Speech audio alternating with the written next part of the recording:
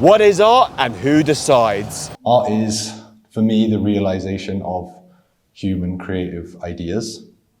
Obviously, you can have human creative ideas that aren't art. So looking at like, what's the difference between art or design or even cooking or something like that? How do we distinguish between those things? It's quite a difficult question. What makes art different to design? For me, I think it's about context, so it's about where it's placed. Art shouldn't need to have any other practical application. Like it's just for creativity's sake, like it's just art for art's sake is really valuable. Whereas with something like design, so like a chair can be art, right? Like you can make a really beautiful chair and that can be art, but it also has another purpose, which is to be a chair. Whereas I think art shouldn't have to have any other purpose than like being good for your soul. Yeah.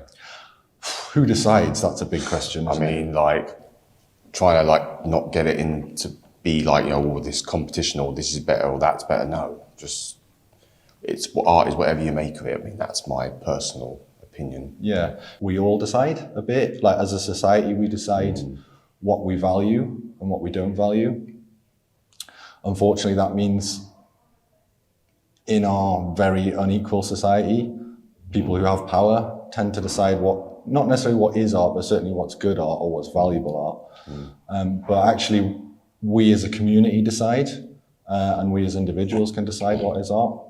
That's what's great about disability arts as a movement is kind of challenging preconceptions of what is important, what is considered art, what kinds of aesthetics, what kind of themes that are usually so often overlooked and undervalued. Kind of challenging those dominant narratives and saying actually there's different kinds of art, there's different ways of expression that are equally as important, equally as valuable. Peace out for now. Thanks, guys. What is art and who decides?